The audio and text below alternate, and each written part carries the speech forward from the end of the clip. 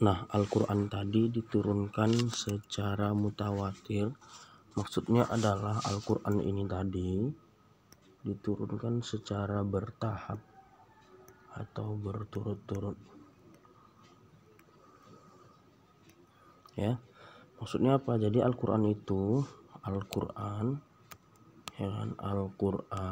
ini diturunkan kepada Nabi Muhammad lewat perantara malaikat Jibril yang memberikan wahyu sebagai malaikat,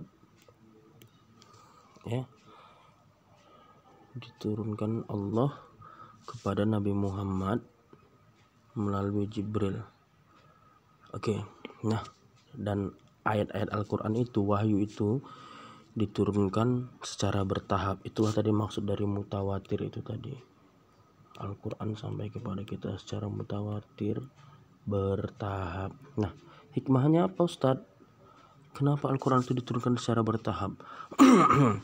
Nah, untuk yang pertama itu untuk memudahkan agar Al-Quran itu lebih mudah dipahami,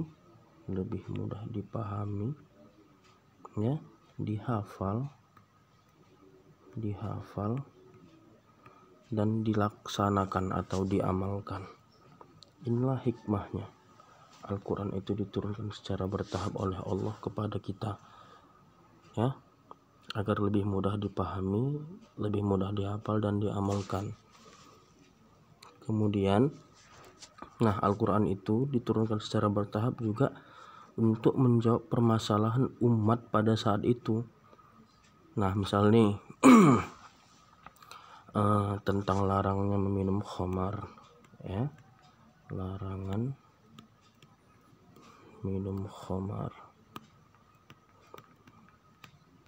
Nah, ini juga ayatnya diturunkan secara bertahap, ya. Kenapa, Ustaz? Iya, untuk menyesuaikan keadaan pada saat itu, ya. Oke. Nah, maka itulah hikmahnya. Jadi Al-Quran diturunkan secara bertahap, selain untuk lebih mudah dipahami, dihafal dan diamalkan, untuk menjawab permasalahan umat pada saat itu. Jadi setiap ada permasalahan, ya kan, langsung dijawab oleh Allah lewat ayat Al-Quran. Makanya Al-Quran itu diturunkan secara utuh, ya kan, secara utuh itu selama 22 sampai 23 tahun.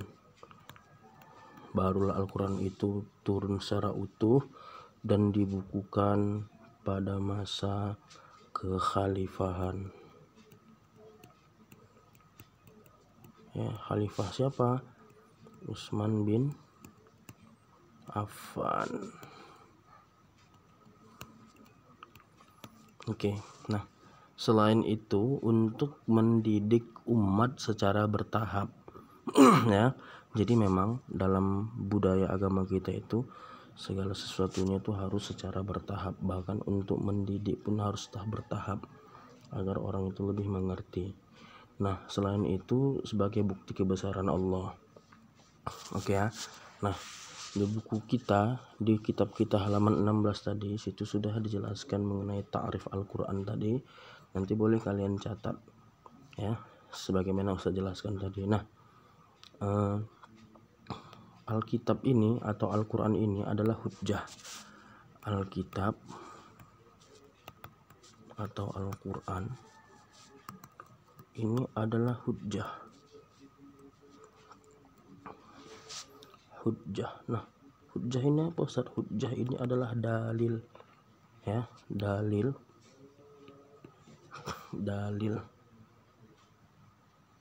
Wal kitabu hujjatun wa huwa dalilus syar'i al-awwal 'ala al-ahkam asy-syar'iyyah.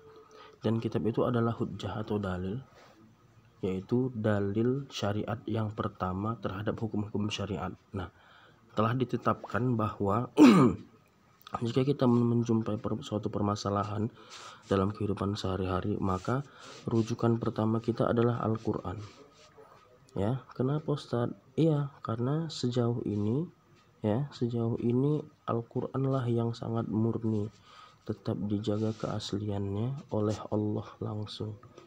Sebagaimana salah satu ayatnya, inna nahnu nazzalna dzikra wa inna lahu lahafizun. Sesungguhnya kamilah yang telah menurunkan zikir atau Al-Quran itu, ya.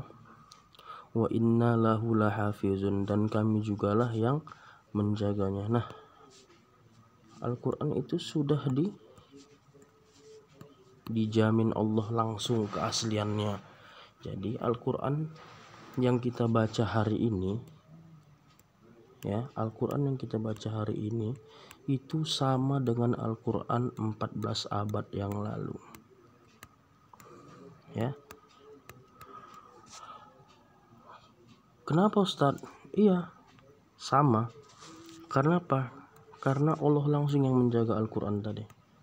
Jadi siapapun yang pernah mencoba untuk merubah Al-Quran tadi, maka pasti selalu dia diazab atau dilaknat Allah langsung di dunia ini.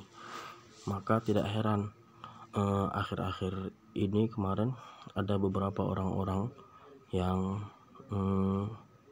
mencoba untuk merubah Al-Quran, langsung ketahuan, langsung terupdate, langsung terpublish kepada kita semua, sehingga kita mengetahui kesalahan-kesalahan yang mereka buat seperti itu. Nah, sedikit cerita, ternyata Al-Quran ini juga sudah sejak dahulu memang pengen ditandingi atau pengen ada bandingannya dari orang-orang, karena orang-orang Arab pada saat itu penasaran sekali, kok indah sekali bahasa Al-Quran seperti itu. Nah, jadi mereka terus mencoba membuat ayat-ayat yang bisa menandingi Al-Quran, dan sampai hari ini belum ada yang bisa menandingi Al-Quran, karena Al-Quran ini langsung dari kalam Allah, ya, kalamullahu ta'ala. Oke, sampai sini jelas pembahasan mengenai Al-Quran, ya. Nah, jadi intinya pada pelajaran kita kali ini adalah sumber pertama ya dalam penentuan hukum Islam adalah Al-Quran.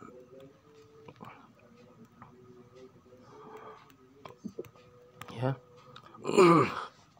Al-Quran itu apa? Kalamullah, ya, diturunkan kepada Nabi Muhammad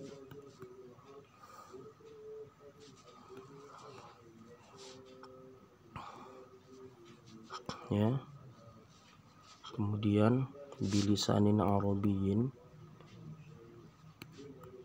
ya, dengan bahasa Arab, dan sampai kepada kita secara mutawatir. Baik, ini saja pelajaran kita pada hari ini. Terima kasih, ya, untuk perhatiannya kepada anak-anak MTS Mu'alimin kelas 8.